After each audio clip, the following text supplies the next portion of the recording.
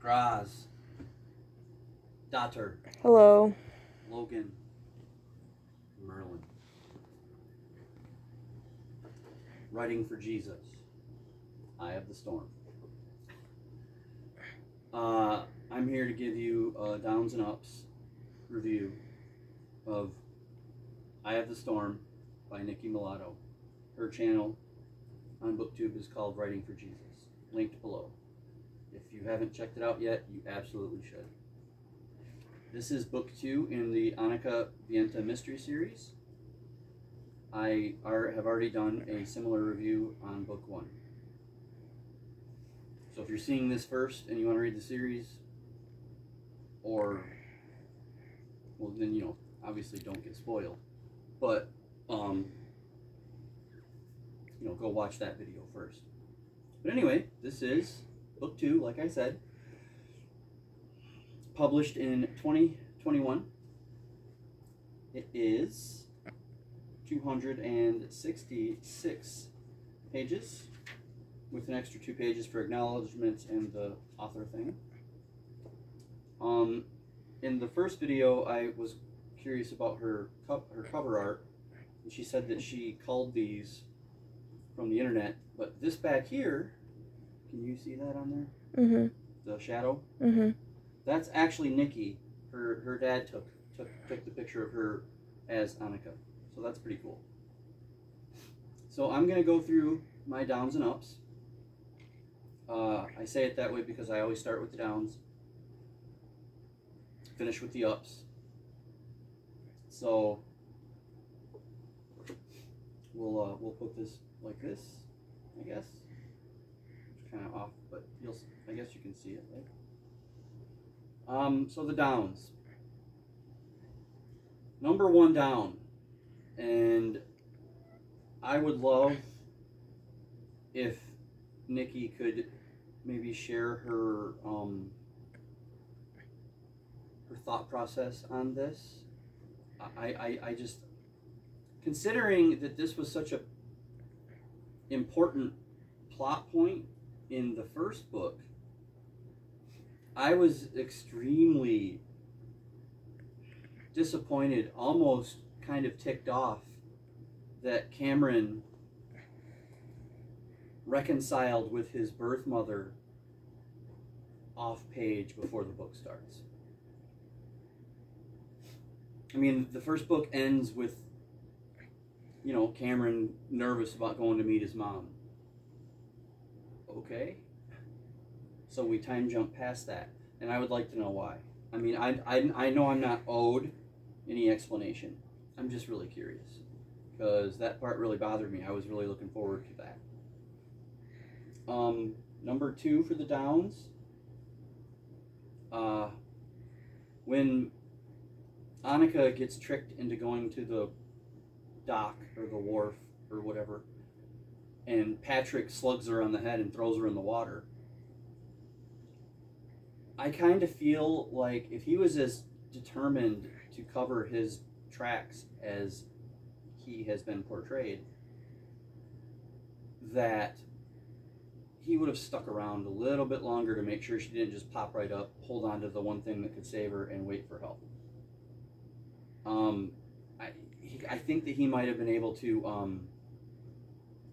or I think that he should have, you know, stuck around and made sure she kind of stayed under. It just felt, I mean, maybe he wasn't thinking straight. Obviously he wasn't. He tried to kill somebody. But if he's as determined about his future and covering up the crap that he's done, then I just think that he might be a little more thorough. That's the word. Thorough. Excuse me. Now, my other 2 downs, because I've only got 4 again. I can't come up with 5 downs, Nikki. I mean, I could probably nitpick all the way down to, like, spelling, which I didn't see any spelling. I'm playing. But I can't come up with 5 downs for you. So, what I would like to point out is Lara. She is Patrick's ex-girlfriend. They work together, and they're exes because there's a company policy where they work that you can't date inter-office. There's no inter-office relationships. Well, okay. Page 147.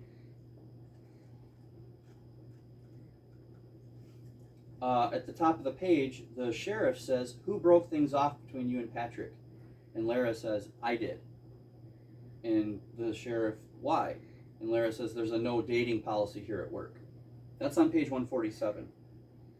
And then near the end, on page 240,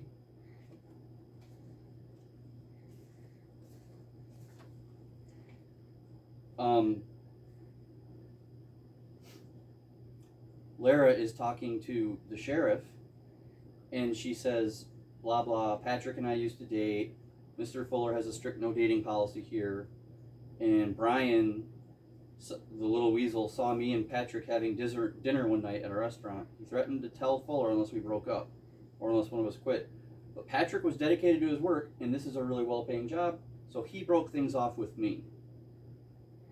Okay.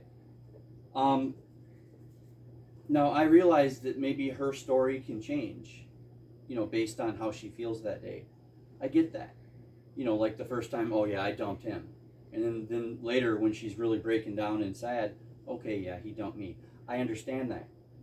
But it's an interrogation both times. And either the sheriff or Annika, I feel, would have picked up on that discrepancy and then wanted to know why the story has changed. Who broke up with who? I mean, the first time you told us that you did it, and now you're telling us he did it. So what's the real story? I just feel that in an investigation that would be something. And again, Nikki, please don't take anything I'm saying as toxic or hopefully not offensive. I'm giving you my honest opinion. My tone might be weird, but I haven't felt good this weekend, so I'm just kind of... and then my other down is just it's a nitpick, kind of. Also on like 240, at this interrogation of Lara, where she says that Patrick broke up with her, all of a sudden, Annika's there with the sheriff, questioning her.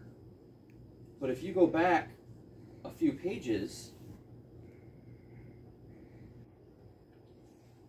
Annika's at the police station, and she's asking for help, or she wants to look at Patrick's personal effects, and the detective says, "Yeah, Sergeant Phillips can help you," and he runs out. The Detective Harrison runs out to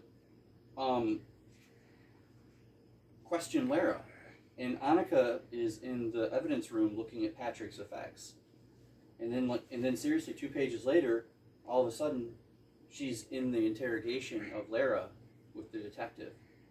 And I hope that, like I said, not offensive. I'm just kind of curious, like, how did she get from the evidence room to the interrogation of Lara when Detective Harrison was on his way there while she was going to the room? Just a little, maybe a nitpick. But those are my only downs. It's not really that bad. Now, my ups. Number 1, happy marriage times, doo-dah, doo-dah. Annika and Cameron engaged all the doo-dah day. I liked that. It's a good love story. I mean, I know that the books aren't about that, but I liked that. Okay, number 2, Celia, poor Celia. She went through some stuff in this book.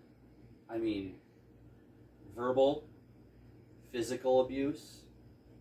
Okay, verbal abuse, physical abuse. I mean, Patrick just flat out assaulted her. It's not sexual, but I mean, like, he just, like, punches her and knocks her down and ties. I don't think he ties. I can't remember if he ties her up. I think he does.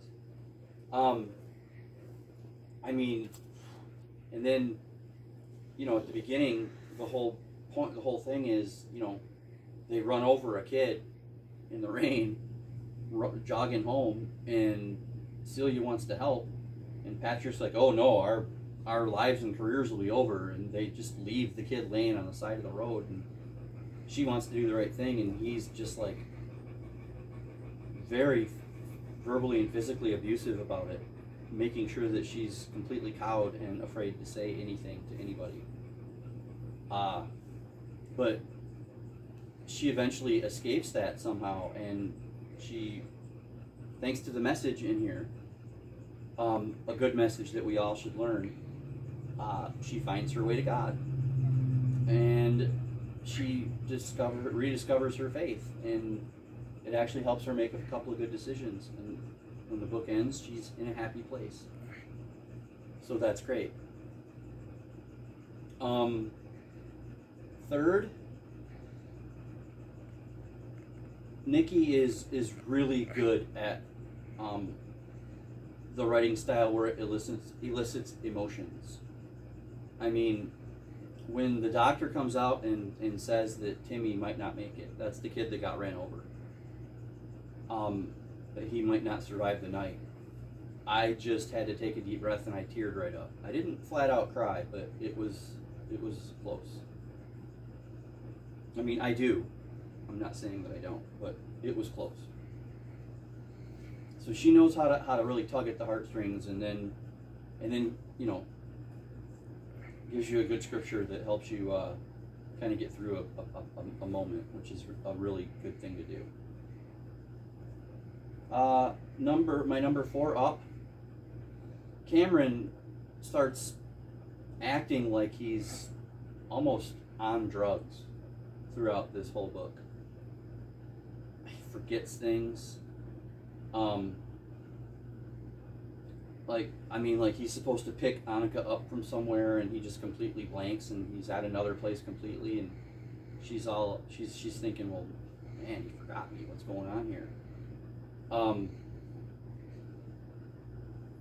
It's you know, and it gets more and more crazy. Like when she goes to that dock or wharf and she gets attacked and thrown in the water, Cameron's supposed to be there to help her, and he forgets why he's there and goes to the coffee shop, and then remembers and goes. But I was just so what was really neat, though, my up on that is, turns out, and it was a neat idea, it was a really neat detail, that the coma serum that Cameron's dad gave him in the first book to wake him up was interacting with how much caffeine Cameron was consuming, because he drank about, it doesn't say, but I'd have to say like a pot or 2 of coffee a day. Not a mug, but a pot.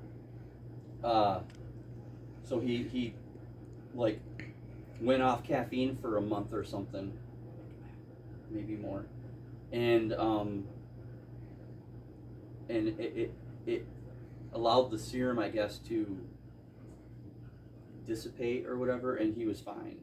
So that was a neat detail, that it was interacting with caffeine in a really awful way, or counteracting, whatever it is. And my number 5 up, and this is actually what I feel is probably the most important up of the 2 books, is Annika. I'm just going to read it from how my note is a well-written, strong woman, powerful in her faith and her belief in people. She has good instincts and she's smart, but she's not so smart as to be a Mary Sue. I had to ask the daughter for that term earlier, because I knew there was a term, but I couldn't remember what it was called. And Annika is not one. She makes mistakes. She hesitates. which puts her in really bad danger. Are we in danger? But so she's really well written as a flawed but strong character. I think that there's a good role model in here. So that's good. Now I'll give you the Goodreads information and then my rating. This has on Goodreads, and it's just woefully underrepresented. We need to get more people reading these. Seriously. Because this has a 4.67 out of 5 on Goodreads, but that's across 3 ratings and 2 reviews. That's ridiculous. So everybody that watches this, if you have Goodreads, go on there and share this and the first book with your friends. Let's get the word out there. It's clean. There's no language. There's no spicy bits. It's just a good, clean mystery with a great message. So let's do that. I've already done it. So anybody that watches this that wants to help out a really good burgeoning indie author, then please do so. I gave it an 8.11 out of 10. That might seem a little low because it kind of goes down to a 4.05. But seriously, I guess another down, a nitpick could be there's still very little depth to Jake and Crystal. So aside from, you know, our bad guy in this book, well, I guess the primary bad guy, and Celia, I suppose, there's not a whole lot of secondary character development. And I know that it's hard to do that, and you don't want to have a huge cast.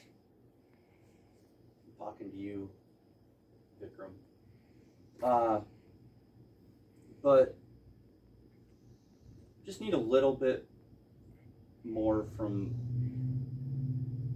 the others, I suppose.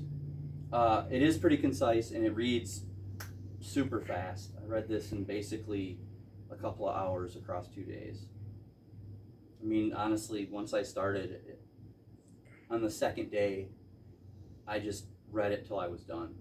So it was like 70 pages, and then the 196 to finish it the next day.